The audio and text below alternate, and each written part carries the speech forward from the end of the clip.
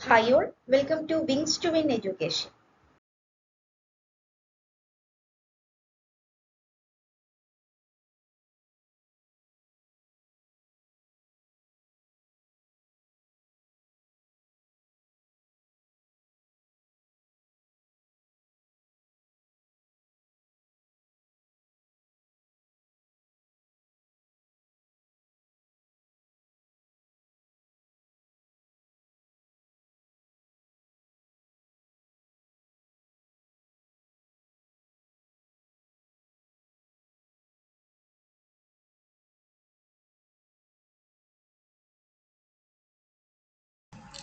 ക്ലാസിക്കൽസിൻ്റെ goods market equilibrium.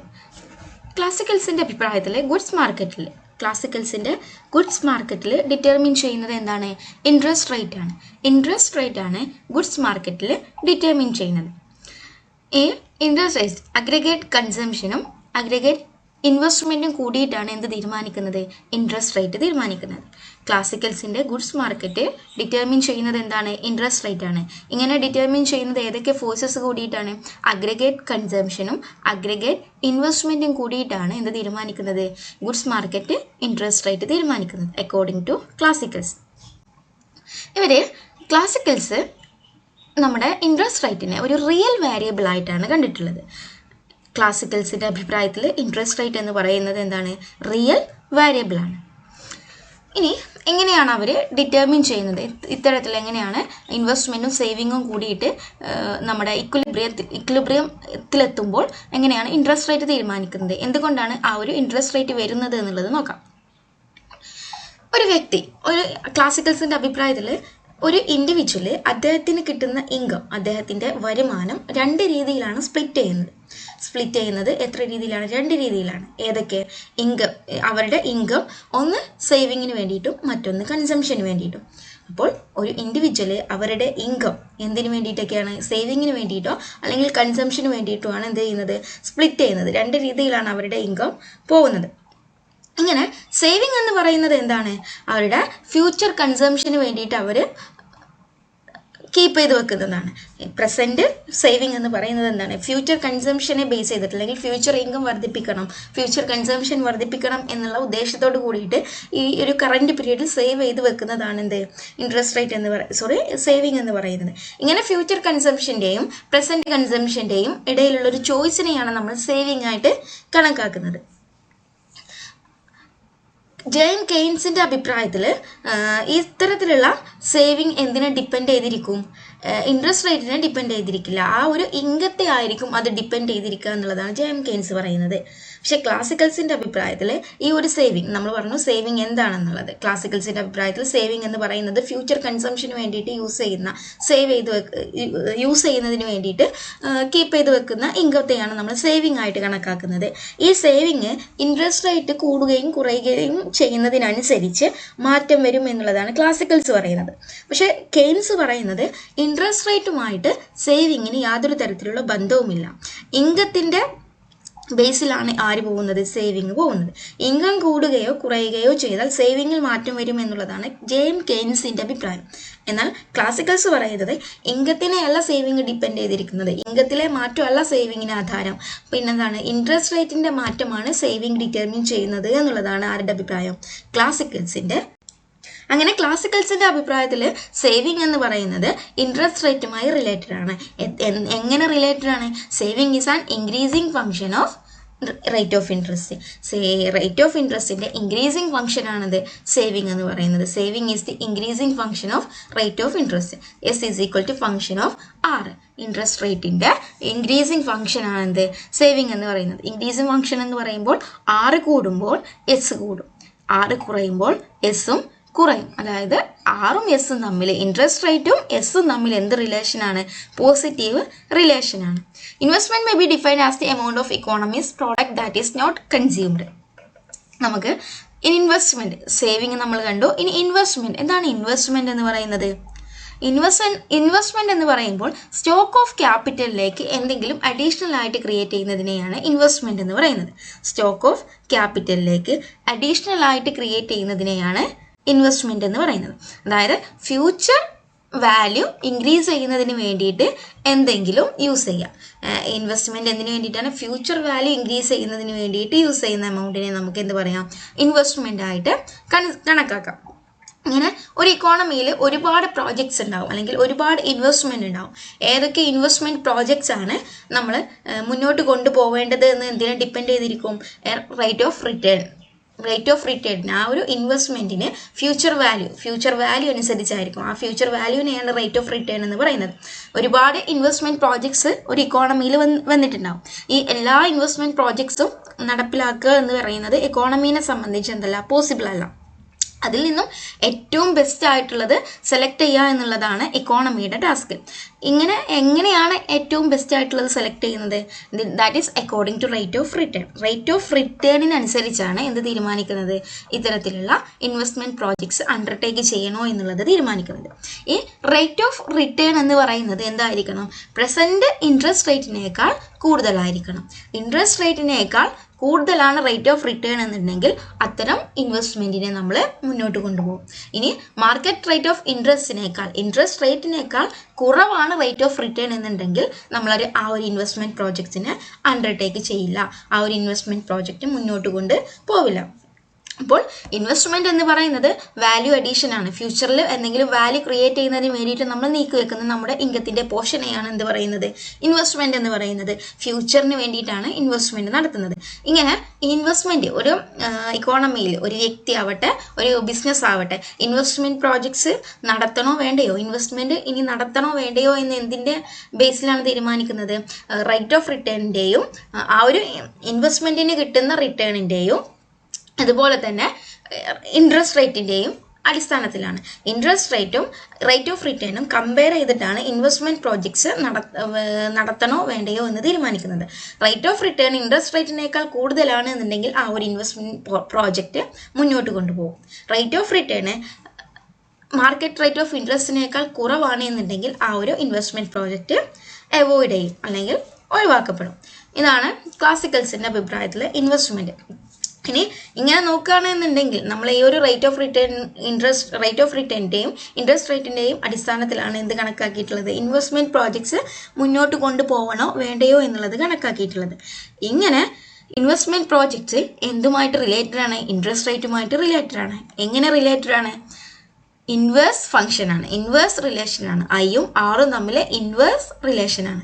എസും ആറും തമ്മിൽ പോസിറ്റീവ് റിലേഷൻ ആണ്, അല്ലെങ്കിൽ ഡയറക്റ്റ് റിലേഷൻ ആയിരുന്നു. 6 കൂടുമ്പോൾ എസ് കൂടുന്നു, 6 കുറയുമ്പോൾ എസ് കുറയുന്നു. എന്നാൽ ഐയും ആറും തമ്മിൽ എന്ത് റിലേഷൻ ആണ്?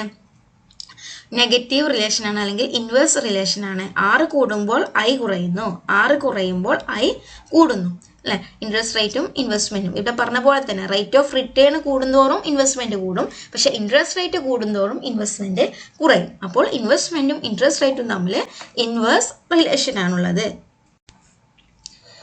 ഇങ്ങനെ ഈ ഒരു സേവിങ്ങും ഇൻവെസ്റ്റ്മെന്റും നമ്മൾ പറഞ്ഞു. സേവിങ് എന്ന് പറയുന്നത് ഫ്യൂച്ചർ കൺസംഷനും പ്രസന്റ് കൺസംഷനും തമ്മിലുള്ള അതിനിടയിലുള്ള ഒരു ചോയ്സിനെയാണ് ഈ സേവിങ് ആയിട്ട് കണക്കാക്കുന്നത്.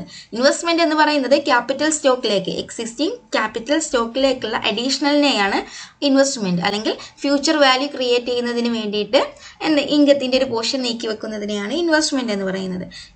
ഇത്തരത്തിലുള്ള സേവിങ്ങും ഇൻവെസ്റ്റ്മെന്റും ാവുമ്പോഴാണ് ഒരു ഇക്കോണമി എന്തിലെത്തുന്നത്? ഇക്വിലിബ്രിയത്തിലെത്തുന്നത്. ഇങ്ങനെ ഇക്വിലിബ്രിയത്തിൽ എത്തുമ്പോഴാണ് ആ ഒരു ഇക്കോണമിയിൽ എന്ത് തീരുമാനിക്കപ്പെടുന്നത്? Interest rate തീരുമാനിക്കപ്പെടുന്നത്. സേവിങ്ങും ഇൻവെസ്റ്റ്മെന്റും എല്ലായ്പ്പോഴും ഒരു ഇക്കോണമിയിൽ, ക്ലാസിക്കൽ ഇക്കോണമിയിൽ എന്തായിരിക്കും? ഈക്വൽ ആയിരിക്കും. കാരണം ഫ്ലെക്സിബിൾ ഇൻട്രസ്റ്റ് റേറ്റ് ആണ് അവിടെ നിലനിൽക്കുന്നത്. ഇൻട്രസ്റ്റ് റേറ്റ് എന്ന് പറയുന്നത് ഓൾവേസ് അഡ്ജസ്റ്റബിൾ ആണ്. എല്ലാ സമയത്തും ഇൻട്രസ്റ്റ് റേറ്റിനെ അഡ്ജസ്റ്റ് ചെയ്യാൻ കഴിയുന്നത് കൊണ്ട് തന്നെ ഒരു ഇക്കോണമിയിൽ സേവിങ്ങും ഇൻവെസ്റ്റ്മെന്റും എല്ലായ്പ്പോഴും ഈക്വൽ ആയിരിക്കും. ഇനി എങ്ങനെയാണ് ഒരു ക്ലാസിക്കൽ ഇക്കോണമിയിൽ എങ്ങനെയാണ് ഇൻട്രസ്റ്റ് റേറ്റ് തീരുമാനിക്കുന്നത്? ഗുഡ്സ് മാർക്കറ്റിൽ എങ്ങനെയാണ് ഇൻട്രസ്റ്റ് റേറ്റ് തീരുമാനിക്കുന്നത് എന്നുള്ളതിന്റെ ഗ്രാഫിക്കൽ റെപ്രസെന്റേഷൻ ആണ് ഈ കൊടുത്തിട്ടുള്ളത്. നോക്കുക, ഐ എന്ന് പറയുന്നത് ഇൻവെസ്റ്റ്മെന്റ് ആണ്, എസ് എന്ന് പറയുന്നത് സേവിങ് കർവ് ആണ്. ഈ സേവിങ്ങും ഇൻവെസ്റ്റ്മെന്റും ഈക്വൽ ആവുന്ന ഇ എന്ന് പറയുന്ന പോയിന്റ് ആണ് ഇക്വിലിബ്രിയം പോയിന്റ്. ഈ ഇക്വിലിബ്രിയം പോയിന്റിലാണ് എന്ത് തീരുമാനിക്കുന്നത്? ഇൻട്രസ്റ്റ് റേറ്റ് തീരുമാനിക്കുന്നത്. RE എന്ന് പറയുന്ന ഇൻട്രസ്റ്റ് റേറ്റ് ആണ് ഇക്കോണമിയിൽ നിലനിൽക്കുന്നത്. Saving curve is an investment curve I are equal to each other at point E where the equilibrium volume of saving is equal to the equilibrium value of investment. നമ്മൾ പറഞ്ഞ പോലെ തന്നെ സേവിങ്ങും ഇൻവെസ്റ്റ്മെന്റും equal ആവുന്ന ഈ എന്ന് പറയുന്ന പോയിന്റിലാണ് എന്ത് തീരുമാനിക്കുന്നത്? ഇൻട്രസ്റ്റ് റേറ്റ് തീരുമാനിക്കുന്നത്. ഇൻട്രസ്റ്റ് റേറ്റ് ഫ്ലെക്സിബിൾ ആണ് അല്ലെങ്കിൽ അഡ്ജസ്റ്റബിൾ ആണ്. അതുകൊണ്ട് തന്നെ ഒരു ഇക്കോണമിയിൽ എപ്പോഴും, ക്ലാസിക്കൽ ഇക്കോണമിയിൽ എപ്പോഴും സേവിങ്ങും ഇൻവെസ്റ്റ്മെന്റും എന്തായിരിക്കും? ഈക്വൽ ആയിരിക്കും. ഇക്വിലിബ്രിയം ഇൻട്രസ്റ്റ് റേറ്റ് എന്ന് പറയുന്നത് റിയൽ വാരിയബിളും കൂടെയാണ്. അതുകൊണ്ട് തന്നെ ക്വാണ്ടിറ്റി ഓഫ് മണീനെ അത് ഒരിക്കലും അഫക്റ്റ് ചെയ്യില്ല. റിയൽ വാരിയബിൾ ആയതുകൊണ്ട് തന്നെ ക്വാണ്ടിറ്റി ഓഫ് മണീനെ ഇൻട്രസ്റ്റ് റേറ്റ് ഒരിക്കലും അഫക്റ്റ് ചെയ്യില്ല. അത് അഫക്റ്റ് ചെയ്യുന്നത് എന്തിനെയുള്ളൂ? സേവിങ്ങിനെയും ഇൻവെസ്റ്റ്മെന്റിനെയാണ് ഇൻട്രസ്റ്റ് റേറ്റ് അഫക്റ്റ് ചെയ്യുന്നത്. ക്വാണ്ടിറ്റി ഓഫ് മണീനെ ഒരു ഇക്കോണമിയിൽ ഒരിക്കലും ഇൻട്രസ്റ്റ് റേറ്റ് അഫക്റ്റ് ചെയ്യില്ല. ഇനി ക്ലാസിക്കൽസിന്റെ മറ്റൊരു കോൺസെപ്റ്റാണ് ക്ലാസിക്കൽ ഡൈക്കോട്ടമി എന്ന് പറയുന്നത്. ക്ലാസിക്കൽ ഡൈക്കോട്ടമി എന്താണ്? ഡൈക്കോട്ടമി എന്ന് പറയുന്നത് നമ്മൾ നേരത്തെ കണ്ടു. എന്ത്? ക്ലാസിക്കൽസിന്റെ അഭിപ്രായത്തിൽ ക്വാണ്ടിറ്റി ഓഫ് മണീനെ എന്ത് അഫക്റ്റ് ചെയ്യുന്നില്ല? ഇൻട്രസ്റ്റ് റേറ്റ് അഫക്റ്റ് ചെയ്യുന്നില്ല. കാരണം എന്താണ്? ഇൻട്രസ്റ്റ് റേറ്റിനെ റിയൽ വാരിയബിൾ ആയിട്ടാണ് ക്ലാസിക്കൽസ് കൺസിഡർ ചെയ്യുന്നത്. ഇങ്ങനെ റിയൽ വാരിയബിൾസ് ആയിട്ടുള്ള ഔട്ട്പുട്ട്, എംപ്ലോയ്മെന്റ്, ഇൻട്രസ്റ്റ് റേറ്റ് ഇവയൊന്നും ക്വാണ്ടിറ്റി ഓഫ് മണീനെ അഫക്റ്റ് ചെയ്യുന്നില്ല. ക്ലാസിക്കൽസിന്റെ അഭിപ്രായത്തിൽ റിയൽ വാരിയബിൾ ആയിട്ടുള്ള ഔട്ട്പുട്ട്, എംപ്ലോയ്മെന്റ്, ഇൻട്രസ്റ്റ് റേറ്റ് ഇവയൊന്നും ക്വാണ്ടിറ്റി ഓഫ് മണി അഫക്റ്റ് ചെയ്യുന്നില്ല. ക്വാണ്ടിറ്റി ഓഫ് മണി ഇൻഫ്ലുവൻസ് ചെയ്യുന്ന ഒരേ ഒരു ഫാക്ടറേ ഉള്ളൂ. അതെന്താണ്? പ്രൈസ് ലെവലാണ്. പ്രൈസ് ലെവലും ക്വാണ്ടിറ്റി ഓഫ് മണിയും എന്താണ്? റിലേറ്റഡ് ആണ്. പക്ഷെ മറ്റു റിയൽ വാരിയബിൾസ് ഒന്നും എന്തല്ല? റിലേറ്റഡ് അല്ല. അതായത് ഇതിൽ നിന്നും എന്ത് മനസ്സിലാക്കാം? ക്ലാസിക്കൽ ഇക്കോണമിയെ രണ്ട് സെഗ്മെന്റ് ആയിട്ട് തിരിച്ചിട്ടുണ്ട്. ഏതൊക്കെയാണ്? മോണിറ്ററി സെക്ടറും അതുപോലെ തന്നെ റിയൽ സെക്ടറും മോണിറ്ററി സെക്ടറും എന്നും ക്ലാസിക്കൽ ഇക്കോണമിനെ രണ്ടായിട്ട് തിരിച്ചിട്ടുണ്ട്. ഈ മോണിറ്ററി സെക്ടറിനെ റിയൽ സെക്ടറും അഫക്റ്റ് ചെയ്യില്ല, റിയൽ സെക്ടറിനെ മോണിറ്ററി സെക്ടറും അഫക്റ്റ് ചെയ്യില്ല. ഇവ രണ്ടും എന്താണ്? സെപ്പറേറ്റഡ് ആണ്, സെഗ്മെന്റഡ് ആണ്. ഈ ഒരു ഫാക്ടറിനെയാണ് എന്ത് പറയുന്നത്? ക്ലാസിക്കൽ ഡൈക്കോട്ടമി എന്ന് പറയുന്നത്. ക്ലാസിക്കൽ ഇക്കോണമീനെ രണ്ട് സെഗ്മെന്റ് ആയിട്ട് തിരിച്ചിട്ടുണ്ട്. മോണിറ്ററി സെക്ടറും റിയൽ സെക്ടറും. ഇങ്ങനെ വരുന്ന മോണിറ്ററി വാരിയബിൾസിനെ ആര് അഫക്റ്റ് ചെയ്യില്ല? റിയൽ സെക്ടറിലുള്ള റിയൽ വാരിയബിൾസ് അഫക്റ്റ് ചെയ്യില്ല. റിയൽ വാരിയബിൾസിന് മോണിറ്ററി വാരിയബിൾസും അഫക്റ്റ് ചെയ്യില്ല. Monetary sector is not concerned with relative prices and real variables. Monetary sector എന്തിനെ കൺസിഡർ ചെയ്യില്ല? റിലേറ്റീവ് പ്രൈസിനെയോ റിയൽ വാരിയബിൾസിനെയോ കൺസിഡർ ചെയ്യില്ല. അതുപോലെ തന്നെയാണ് തിരിച്ചും റിയൽ വാരിയബിൾസ് എന്തിനെ കൺസിഡർ ചെയ്യില്ല? മോണിറ്ററി സെക്ടറിനെ കൺസിഡർ ചെയ്യില്ല. ഇത്തരത്തിലുള്ള ഒരു സെഗ്മെന്റേഷനെയാണ് എന്ത് പറയുന്നത്? ക്ലാസിക്കൽ ഡൈക്കോട്ടമി എന്നുള്ളത് കൊണ്ട് അർത്ഥമാക്കുന്നത്. ഓക്കെ, അറ്റ് ലാസ്റ്റ് ആയിട്ട് പറയുന്നത് ക്ലാസിക്കൽസിന് മേൽ ഉയർന്നു വന്നിട്ടുള്ള ക്രിറ്റിസിസംസ് അല്ലെങ്കിൽ അവരുടെ ഡ്രോബാക്സ് എന്തൊക്കെയാണ്, ലിമിറ്റേഷൻസ് എന്തൊക്കെയാണ് എന്നുള്ളതാണ്. ക്ലാസിക്കൽസിന്റെ ഡ്രോബാക്സിനെ ചൂണ്ടിക്കാണിച്ചുകൊണ്ട് അതിനെ ഓവർകം ചെയ്യുന്നതിനുള്ള ഫാക്ടേഴ്സുമായിട്ടാണ്, തിയറിയുമായിട്ടാണ് ആര് ഉദയം കൊള്ളുന്നത്? ജെഎം കെയ്ൻസ് ഉദയം കൊള്ളുന്നത്. ഇങ്ങനെ ജെഎം കെയ്ൻസ് ക്ലാസിക്കൽസിന് മേൽ ചൂണ്ടിക്കാണിച്ചിട്ടുള്ള പോരായ്മകൾ ഏതെല്ലാമാണെന്ന് നോക്കാം. ഫസ്റ്റ് ഓഫ് ഓൾ അവരുടെ പ്രധാനപ്പെട്ടിട്ടുള്ള ഒരു അസംഷൻ ആയിരുന്നു ഫുൾ എംപ്ലോയ്മെന്റ് എന്ന് പറയുന്നത്.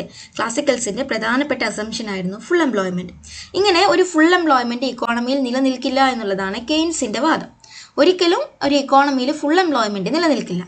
ക്ലാസിക്കൽസ് വേജ് പ്രൈസ് ഫ്ലെക്സിബിലിറ്റിനെ ചൂണ്ടിക്കാണിച്ചുകൊണ്ടാണ് ഫുൾ എംപ്ലോയ്മെന്റ് ഒരു ഇക്കോണമിയിൽ നിലനിൽക്കുന്നുണ്ട് എന്ന് പറയുന്നത്. വേജ് അഡ്ജസ്റ്റബിൾ ആണ്. നമ്മുടെ എംപ്ലോയ്മെന്റിന്റെ തോത് കൂടുന്നതിനും കുറയുന്നതിനും അനുസരിച്ച് വേജിനെ അഡ്ജസ്റ്റ് ചെയ്താൽ എന്ത് സംഭവിക്കും?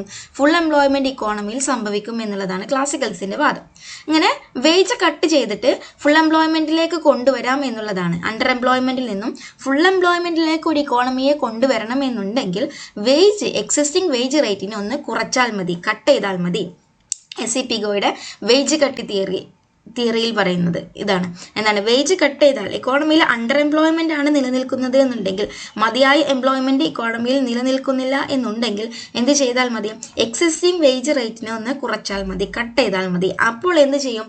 ഇക്കോണമി എംപ്ലോയ്മെന്റിലേക്ക് നീങ്ങും എന്നുള്ളതാണ് ആരുടെ വാദം? ക്ലാസിക്കൽസിന്റെ വാദം. വാദം. എന്നാൽ കെയ്ൻസ് പറയുന്നത് ഇതിന് ഓപ്പോസിറ്റ് ആയിട്ടാണ്. കാരണം പിഗോയുടെ വേജ് കട്ട് തിയറി ഇക്കോണമിയിൽ നിലനിൽക്കില്ല. വേജ് കട്ട് ചെയ്താൽ വീണ്ടും അത് അണ്ടർ എംപ്ലോയ്മെൻറ്റിലേക്ക് തന്നെ അല്ലെങ്കിൽ അൺഎംപ്ലോയ്മെൻറ്റിലേക്ക് മാത്രമേ ലീഡ് ചെയ്യുകയുള്ളൂ. ഒരിക്കലും എന്താവില്ല, ഫുൾ എംപ്ലോയ്മെൻറ്റ് അച്ചീവ് ചെയ്യില്ല എന്നുള്ളതാണ് ഒന്നാമത്തെ ക്രിറ്റിസിസം. ദെൻ സെക്കൻഡ്, അവരുടെ പ്രധാനപ്പെട്ട ക്ലാസിക്കൽസിൻ്റെ പ്രധാനപ്പെട്ട ഒരു ലോ ആയിരുന്നു JBS ഇൻട്രൊഡ്യൂസ് ചെയ്തിട്ടുള്ള സെയ്സ് ലോ എന്നറിയപ്പെടുന്നത്. ഈ സെയ്സ് ലോനെ ആര് റെഫ്യൂസ് ചെയ്യുന്നുണ്ട്? JM കെയ്ൻസ് റെഫ്യൂസ് ചെയ്യുന്നുണ്ട്. അതെങ്ങനെയാണ്? ക്ലാസിക്കൽസ് സപ്ലൈ സൈഡിൽ നിന്നുമാണ് എന്ത് കണ്ടിട്ടുള്ളത്? ഇക്കോണമിയെ നോക്കി കണ്ടിട്ടുള്ളത്. അതുകൊണ്ട് തന്നെ supply creates is on demand എന്നുള്ളതാണ് സെയ്സ് ലോ. സപ്ലൈ എന്ത് ചെയ്യും? സപ്ലൈ ഉണ്ടായാൽ മതി, ഡിമാൻഡ് താനെ വന്നോളും എന്നുള്ളതാണ് JBS അടങ്ങുന്ന ക്ലാസിക്കൽസിൻ്റെ വാദം. എന്നാൽ ഇതൊരിക്കലും സംഭവിക്കില്ല. ഇവർ ഇക്കോണമിയിൽ കൺസംഷൻ എന്ന് പറയുന്ന ഒരു ആക്ടിവിറ്റി മാത്രമല്ല നിലനിൽക്കുന്നത്, സേവിങ്ങും ഇൻവെസ്റ്റ്മെൻറ്റും എല്ലാം നടക്കുന്നുണ്ട്. അതുകൊണ്ട് തന്നെ ഇൻകത്തിൻ്റെ ഒരു പാർട്ട് സേവിങ് ആയിട്ട് പോകുന്നുണ്ട്. അപ്പോൾ തന്നെ സപ്ലൈയുടെ ഒരു സപ്ലൈക്ക് അനുസൃതമായിട്ടുള്ള ഒരു കൺസംഷൻ ഇക്കോണമിയിൽ ഉണ്ടായിരിക്കില്ല. കാരണം ടോട്ടലി കൺസംഷന് വേണ്ടിയിട്ടല്ല യൂസ് ചെയ്യുന്നത്, ഒരു ഭാഗം സേവിങ്ങിനും പോകുന്നുണ്ട്. അതുകൊണ്ട് സേവിങ് ഒരിക്കലും കൺസംഷന് അനുസൃതമായിട്ട് ഇക്കോണമിയിൽ നിലനിൽക്കില്ല എന്നുള്ളതും ആണ് ആരുടെ വാദം? കെയ്ൻസിൻ്റെ വാദം. അപ്പോൾ ഡിമാൻഡിൻ്റെ ഭാഗത്ത് നിന്നാണ് ആര് നോക്കിക്കണ്ടിട്ടുള്ളത്? കെയ്ൻസ് നോക്കിക്കണ്ടിട്ടുള്ളത്. അതുകൊണ്ട് തന്നെ സെയ്സ് ലോനെ അദ്ദേഹം എന്ത് ചെയ്യുന്നുണ്ട്? റെഫ്യൂസ് ചെയ്യുന്നുണ്ട്. Then third one, saving and investments are not equal at the full employment. Full employment ലെവലിൽ സേവിങ്ങും ഇൻവെസ്റ്റ്മെൻറ്റും ഒരിക്കലും എന്താവില്ല? ഈക്വൽ ആവില്ല. കാരണം saving depends on income, not on interest rate എന്നുള്ളതാണ് ആരുടെ വാദം? നമ്മുടെ കെയ്ൻസിൻ്റെ വാദം. ഇവിടെ ക്ലാസിക്കൽസിൻ്റെ തിയറി പ്രകാരം സേവിങ്ങും ഇൻവെസ്റ്റ്മെൻറ്റും എന്തിനോട് ഡിപ്പെൻഡ് ആയിരുന്നു? ഇൻട്രസ്റ്റ് റേറ്റിനോട് ഡിപ്പെൻഡ് ആയിരുന്നു. പക്ഷേ ഇവിടെ സേവിങ് കെയ്ൻസിൻ്റെ അഭിപ്രായത്തിൽ സേവിങ് ഒരിക്കലും എന്തിൻ്റെ ഫംഗ്ഷൻ അല്ല? ഇൻട്രസ്റ്റ് റേറ്റിൻ്റെ ഫംഗ്ഷൻ അല്ല. സേവിങ് ഇൻകവുമായിട്ടാണ് റിലേറ്റ് ചെയ്തിരിക്കുന്നത്. അതേസമയം ഇൻവെസ്റ്റ്മെൻറ്റ് മാത്രമാണ് ഇൻട്രസ്റ്റ് റേറ്റിനെയും MECയെയും ഡിപ്പെൻഡ് ചെയ്തിരിക്കുന്നത് എന്നുള്ളതാണ് കെയ്ൻസിൻ്റെ വാദം. അതുകൊണ്ട് ഒരിക്കലും ഇൻവെസ്റ്റ്മെൻറ്റും സേവിങ്ങും ഫുൾ എംപ്ലോയ്മെൻറ്റ് ലെവലിൽ ഈക്വൽ ആവില്ല എന്നുള്ളതും കൂടെ ആര് പറയുന്നുണ്ട്? കെയ്ൻസ് പറയുന്നുണ്ട്. Then the fourth one, abandon classicalists laissez faire policy. Keynes എന്ത് ചെയ്തു? ക്ലാസിക്കൽസിൻ്റെ പ്രധാനപ്പെട്ട പോളിസി ആയിട്ടുള്ള ലേസസ് ഫയർ പോളിസിനെ അബാൻഡൻ ചെയ്തു. ക്ലാസിക്കൽസിൻ്റെ ലേസസ് ഫയർ പോളിസി എന്തായിരുന്നു?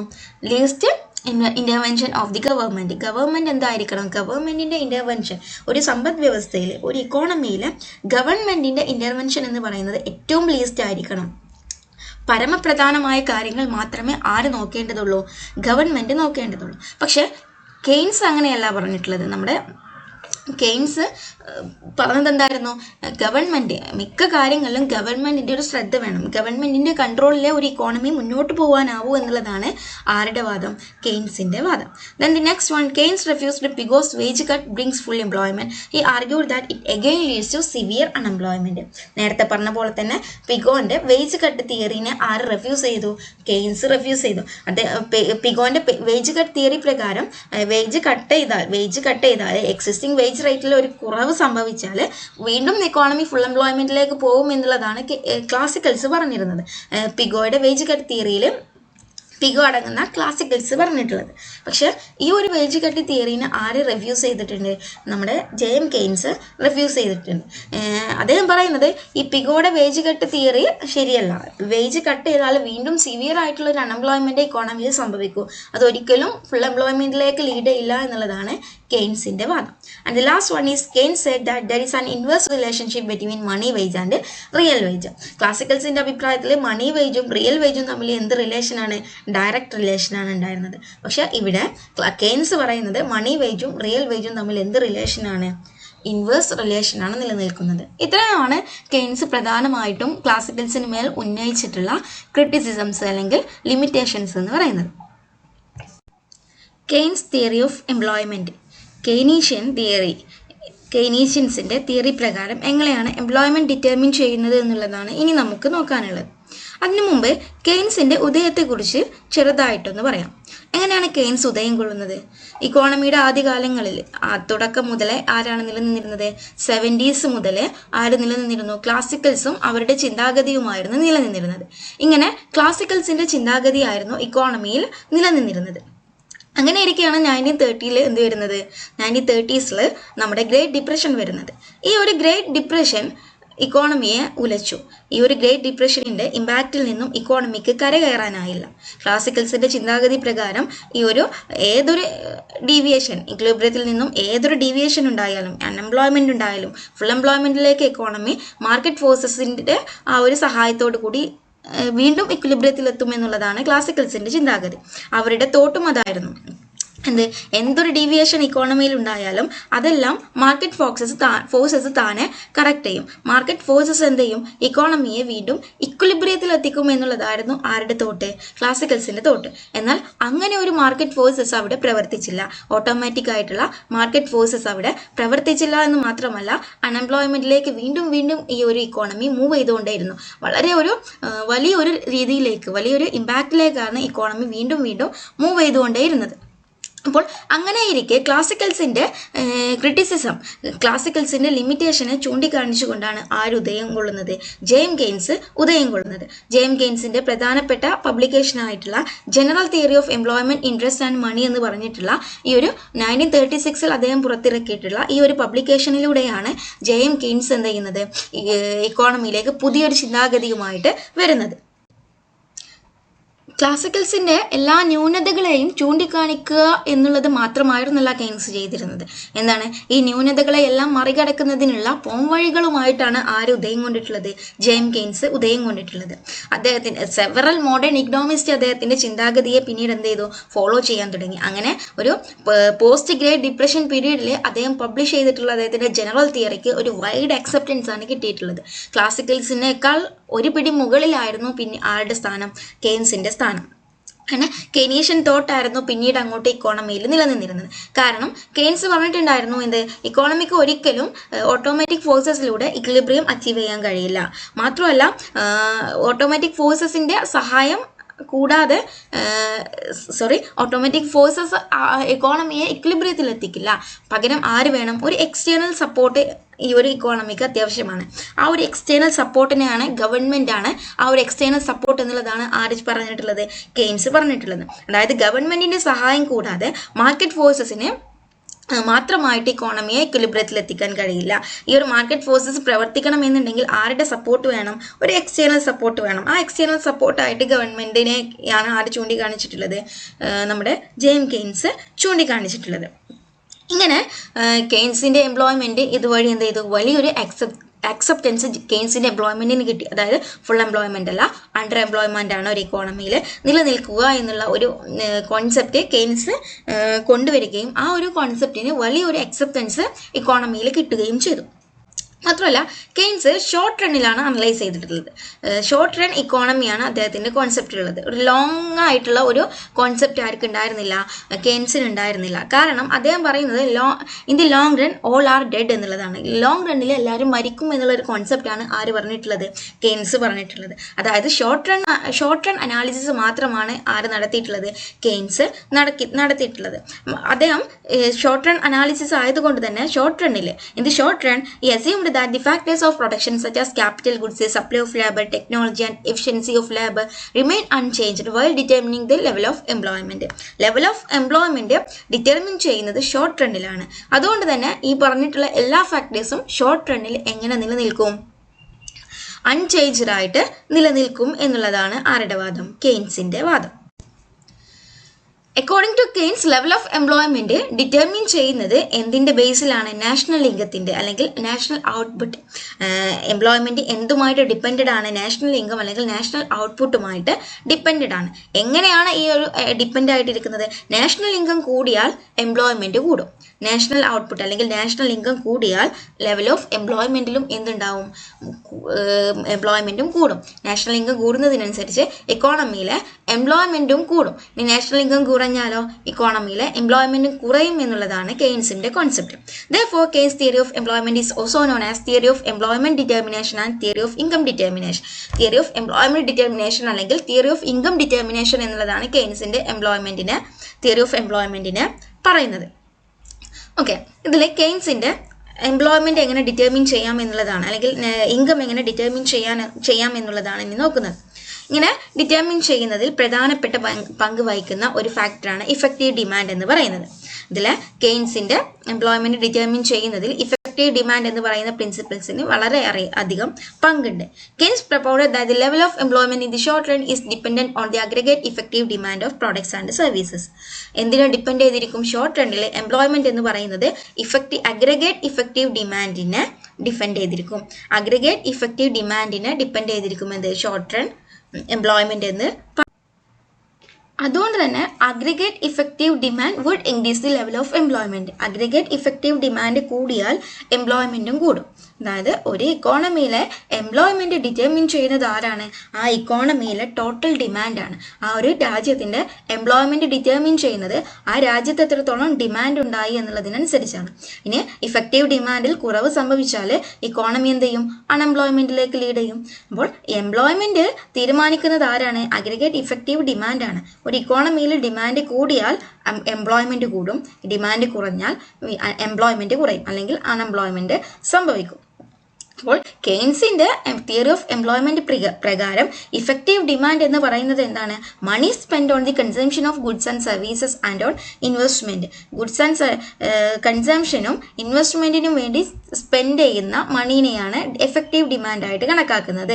അതായത് ഗുഡ്സ് ആൻഡ് സർവീസസ് കൺസ്യൂം ചെയ്യുന്നതിന് വേണ്ടിയിട്ടും അതുപോലെ തന്നെ ഇൻവെസ്റ്റ് ചെയ്യുന്നതിന് വേണ്ടിയിട്ടും സ്പെൻഡ് ചെയ്യുന്ന മണിയെയാണ് ഇഫക്റ്റീവ് ഡിമാൻഡ് ആയിട്ട് ആര് കണ്ടുവന്നിട്ടുള്ളത്? കെയ്ൻസ് കണ്ടുവന്നിട്ടുള്ളത്. ടോട്ടൽ എക്സ്പെൻഡിച്ചർ എന്ന് പറയുന്നത് നാഷണൽ ഇൻകത്തിനും നാഷണൽ ഔട്ട്പുട്ടിനും ഈക്വൽ ആയിരിക്കും. ടോട്ടൽ എക്സ്പെൻഡിച്ചറും നാഷണൽ ഇൻകം അല്ലെങ്കിൽ നാഷണൽ ഔട്ട്പുട്ടും ഈക്വൽ ആയിരിക്കും.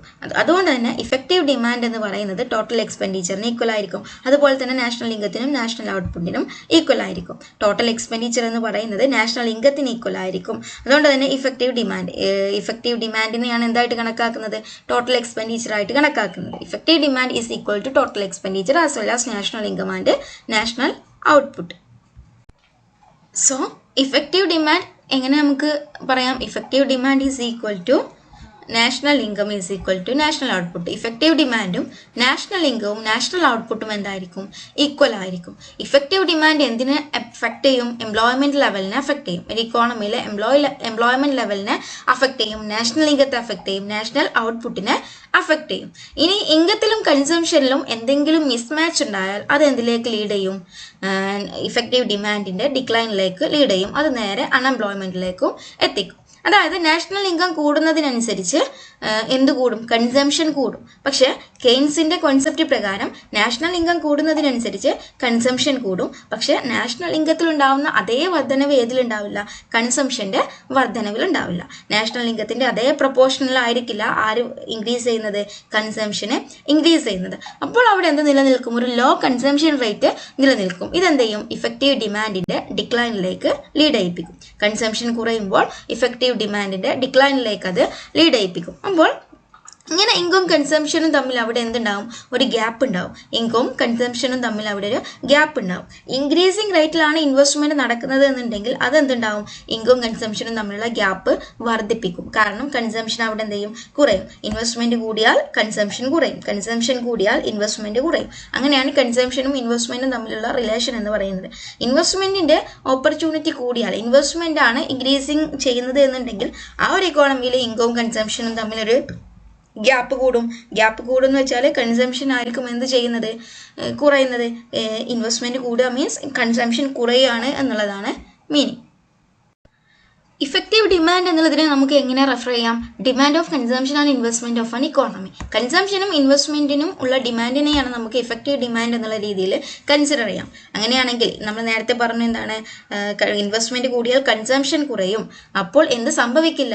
ഈ ഒരു ഇഫക്റ്റീവ് ഡിമാൻഡിൽ വലിയ മാറ്റം വരില്ല. കാരണം ഈ കൺസംഷനും ഇൻവെസ്റ്റ്മെന്റും കൂടിയിട്ടുള്ളതാണ് എന്ത്? നമ്മുടെ ഇഫക്റ്റീവ് ഡിമാൻഡ് എന്ന് പറയുന്നത്. ഇൻവെസ്റ്റ്മെന്റ് കൂടുന്നത് കൊണ്ടാണ് കൺസംഷൻ കുറയുന്നത് എന്നുണ്ടെങ്കിൽ ഇഫക്റ്റീവ് ഡിമാൻഡിൽ മാറ്റം വരില്ല. പക്ഷെ മറ്റെന്തെങ്കിലും കോൺസെപ്റ്റ് കൊണ്ടാണ് എന്നുണ്ടെങ്കിൽ ഇഫക്റ്റീവ് ഡിമാൻഡിൽ മാറ്റം വരും. കാരണം ഇവിടെ കൺസംഷനെയും ഇൻവെസ്റ്റ്മെന്റിനെയും മാത്രമാണ് കൺസിഡർ ചെയ്യുന്നത്. അത് രണ്ടും കൂടുമ്പോഴാണ് എന്തായിട്ട് മാറുന്നത്? അത് രണ്ടിന്റെയും ഡിമാൻഡിനെയാണ് നമ്മൾ ഇഫക്റ്റീവ് ഡിമാൻഡ് എന്നുള്ള രീതിയിൽ കണക്കാക്കുന്നത്. Determination of effective demand. കെയ്ൻസിന്റെ ഇഫക്റ്റീവ് ഡിമാൻഡ് എങ്ങനെയാണ് ഡിറ്റർമിൻ ചെയ്യുന്നത്? ഈ ഇഫക്റ്റീവ് ഡിമാൻഡിലൂടെയാണ് എംപ്ലോയ്മെന്റ് ഡിറ്റർമിൻ ചെയ്യുന്നത് എന്നുള്ളത് നമ്മൾ കണ്ടു. എങ്ങനെ? ആദ്യം ഇഫക്റ്റീവ് ഡിമാൻഡ് ഡിറ്റർമിൻ ചെയ്യണം, എങ്കിൽ മാത്രമേ എന്ത് ചെയ്യാനാവൂ, എംപ്ലോയ്മെൻറ്റ് ഡിറ്റർമിൻ ചെയ്യാനാവൂ. ഇങ്ങനെ ഇഫക്റ്റീവ് ഡിമാൻഡ് ഡിറ്റർമിൻ ചെയ്യണമെന്നുണ്ടെങ്കിൽ നമുക്ക് രണ്ട് കാര്യങ്ങൾ അറിയണം. ഏതൊക്കെയാണ്? അഗ്രിഗേറ്റ് ഡിമാൻഡ് പ്രൈസും അഗ്രിഗേറ്റ് സപ്ലൈ പ്രൈസും. അഗ്രിഗേറ്റ് ഡിമാൻഡും അഗ്രിഗേറ്റ് സപ്ലൈ പ്രൈസും കൂടിയതാണെന്ത് കെയ്ൻസിൻ്റെ ഇഫക്റ്റീവ് ഡിമാൻഡ് എന്ന് പറയുന്നത്. നമുക്ക് എന്താണ് അഗ്രിഗേറ്റ് സപ്ലൈ പ്രൈസും എന്താണ് അഗ്രിഗേറ്റ് ഡിമാൻഡ് പ്രൈസ് എന്നുള്ളത് നോക്കാം. എന്താണ് aggregate supply price? Aggregate supply price എന്ന് പറയുമ്പോൾ ഒരു ഇൻഡസ്ട്രിയിലെ ഒരു ഓർഗനൈസേഷനിലെ സ്പെസിഫിക് നമ്പർ ഓഫ് വർക്കേഴ്സ് കൂടി ചേർന്ന് പ്രൊഡ്യൂസ് ചെയ്തിട്ടുള്ള ഔട്ട്പുട്ട് സെയിൽ ചെയ്യുമ്പോൾ കിട്ടുന്ന റിസീപ്റ്റ്സിനെയാണ് എന്ത് പറയുന്നത്, അഗ്രിഗേറ്റ് സപ്ലൈ പ്രൈസ് എന്ന് പറയുന്നത്. Workers, specific number of workers employ ചെയ്തിട്ട് പ്രൊഡ്യൂസ് ചെയ്തിട്ടുള്ള ഔട്ട്പുട്ട് സെയിൽ ചെയ്യുമ്പോൾ കിട്ടുന്ന എമൗണ്ട് എത്രയാണ്, അതാണ് supply price, aggregate supply price എന്ന് പറയുന്നത്. ഒരു ഓർഗനൈസേഷൻ, ആ ഓർഗനൈസേഷനിൽ ഒരു സ്പെസിഫിക് ടൈം പീരീഡിൽ പ്രൊഡ്യൂസ് ചെയ്തിട്ടുള്ള ആ ഒരു സ്പെസിഫിക് ടൈം പീരീഡിൽ അവിടെ നിലനിൽക്കുന്ന വർക്കേഴ്സ് പ്രൊഡ്യൂസ് ചെയ്തിട്ടുള്ള ഔട്ട്പുട്ട്, ആ ഔട്ട്പുട്ട് സെയിൽ ചെയ്യുമ്പോൾ ആ ഓർഗനൈസേഷന് എത്ര എമൗണ്ട് കിട്ടുമോ അതിനെയാണ് അഗ്രിഗേറ്റ് സപ്ലൈ പ്രൈസ് എന്ന് പറയുന്നത്. അല്ലെങ്കിൽ കുറച്ചും കൂടെ സിമ്പിളായിട്ട് നമുക്ക് എങ്ങനെ പറയാൻ പറ്റും,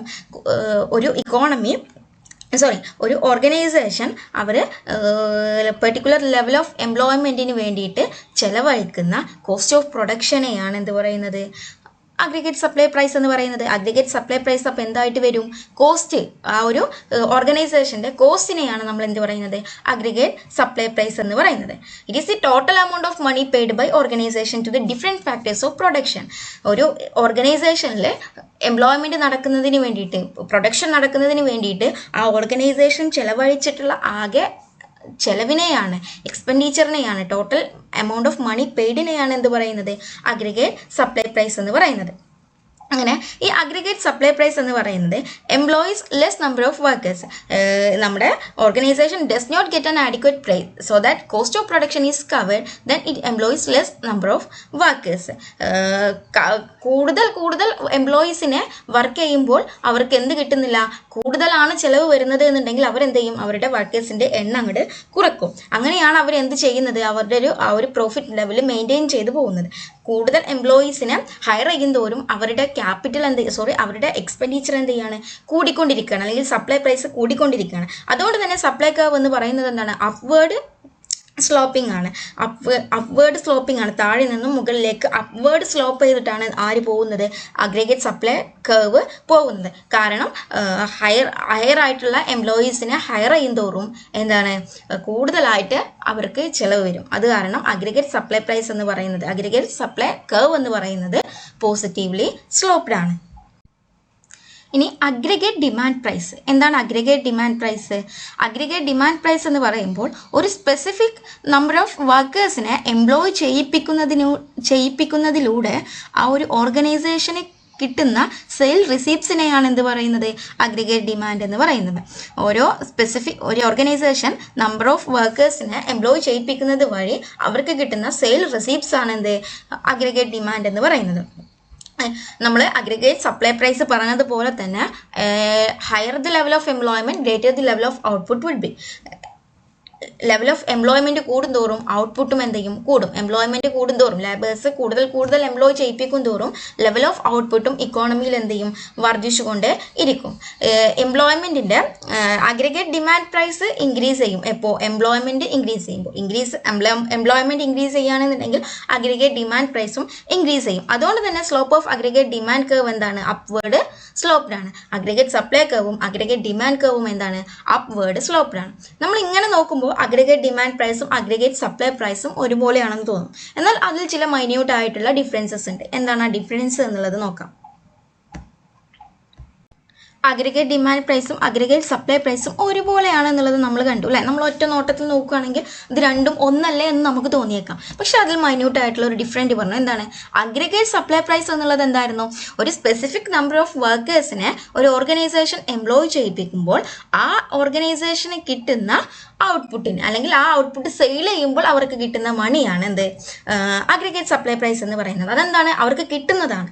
പക്ഷെ ഇവിടെ അഗ്രിഗേറ്റ് ഡിമാൻഡ് പ്രൈസിൽ എന്താണ്, ഒരു ഓർഗനൈസേഷൻ യൂട്ടിലൈസേഷൻ, ഇത്ര വർക്കേഴ്സിനെ എംപ്ലോയ് ചെയ്യിപ്പിക്കുമ്പോൾ ഇത്ര ഔട്ട്പുട്ട് കിട്ടും, ആ ഔട്ട്പുട്ടിൽ നിന്നും ഇത്ര റിസീപ്റ്റ്സ് കിട്ടും എന്നുള്ള എക്സ്പെക്ടേഷനെയാണ് എന്ത് പറയുന്നത്, അഗ്രിഗേറ്റ് ഡിമാൻഡ് എന്ന് പറയുന്നത്. ഇവിടെ അഗ്രിഗേറ്റ് ഡിമാൻഡ് പ്രൈസ് എന്താണ്, എക്സ്പെക്ടേഷൻ ആണ്. അഗ്രിഗേറ്റ് സപ്ലൈ പ്രൈസ് എന്ന് പറയുന്നത് എന്താണ്, ആക്ച്വൽ ആണ്, അത് കിട്ടിയതാണ്, അത് നടന്നതാണ്. പക്ഷെ ഈ ഒരു അഗ്രിഗേറ്റ് ഡിമാൻഡ് പ്രൈസ് എന്ന് പറയുന്നത് എന്തില്ല, കിട്ടണമെന്നില്ല, അത് ആ ഓർഗനൈസേഷന്റെ എക്സ്പെക്ടേഷൻ മാത്രമാണ്. ചിലപ്പോൾ അതിൽ കൂടുതൽ കിട്ടിയേക്കാം, അല്ലെങ്കിൽ അതിൽ കുറവ് കിട്ടിയേക്കാം, അല്ലെങ്കിൽ അത്രത്തോളം കിട്ടിയെന്നും വരില്ല അല്ലെ.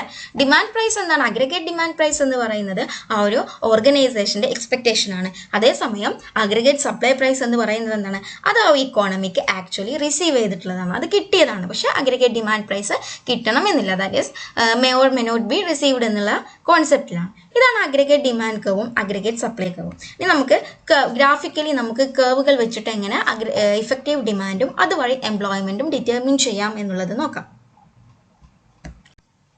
Determination of equilibrium level of employment. നമ്മൾ കണ്ടിട്ടുള്ള അഗ്രിഗേറ്റ് സപ്ലൈ കർവും അഗ്രിഗേറ്റ് ഡിമാൻഡ് കർവും വെച്ചിട്ട് ഇഫക്റ്റീവ് ഡിമാൻഡ് എങ്ങനെയാണ് ഡിറ്റർമിൻ ചെയ്യുന്നത്, ആ ഇഫക്റ്റീവ് ഡിമാൻഡ് എങ്ങനെയാണ് എംപ്ലോയ്മെന്റിലേക്ക് ലീഡ് ചെയ്യിപ്പിക്കുന്നത് എന്നുള്ളതാണ്. Aggregate demand price and aggregate supply price ആണ് എന്ത് ചെയ്യുന്നത്, equilibrium level of employment determine ചെയ്യുന്നത്. അഗ്രിഗേറ്റ് ഡിമാൻഡ് കർവ് ഏതാണ്, ഈ AD എന്ന് പറയുന്നതാണ് അഗ്രിഗേറ്റ് ഡിമാൻഡ് കർവ്. എന്താണ്, അപ്വേർഡ് സ്ലോപ്പ്ഡ് ആണ് അല്ലെ AD. അതുപോലെ തന്നെ ASഉം അഗ്രിഗേറ്റ് സപ്ലൈ കർവ്, ഇതും എന്താണ്, അപ്വേർഡ് സ്ലോപ്പ്ഡ് ആണ്. ഇവ രണ്ടും കൂടിയിട്ടാണ് എന്ത് തീരുമാനിക്കുന്നത്, ഇക്വിലിബ്രിയം തീരുമാനിക്കുന്നത്. അതാണ് ഈ ഒരു ഫിഗർ കാണിക്കുന്നത്. ഇവിടെ എക്സ് ആക്സിസിൽ എന്താണ് എംപ്ലോയ്മെന്റ് ലെവലും വൈ ആക്സിസിൽ റിസീപ്റ്റ്സുമാണ് എന്ത് ചെയ്തിട്ടുള്ളത്, അടയാളപ്പെടുത്തിയിട്ടുള്ളത്. AD എന്താണ്, aggregate demand curve, AS aggregate supply curve ആണ്. Aggregate demand curve and aggregate supply curve എന്താണ്, സെയിം ഡയറക്ഷനിലാണ് മൂവ് ചെയ്യുന്നത് അല്ലെ. പക്ഷെ അത് രണ്ടും ഒന്നല്ല, ഒരുപോലെയല്ല, സെയിം ആയിട്ടല്ല പോകുന്നത്, രണ്ടും രണ്ട് വിധത്തിലാണ് പോകുന്നത്. ഒന്ന് എക്സ് ആക്സിസിന് കോൺവെക്സ് ആകൃതിയിലും മറ്റൊന്ന് കോൺകേവ് ആകൃതിയിലുമാണ് അല്ലെ. ഒന്ന് എക്സ് ആക്സിസിൽ നിന്ന് നോക്കുമ്പോൾ AD എന്താണ്, കോൺകേവ് ആകൃതിയിലും മറ്റൊന്ന് കോൺവെക്സ് ആകൃതിയിലുമാണ് പോകുന്നത്. ഇവ രണ്ടും എന്താണ്, ഡിഫറെന്റ് ആണ്.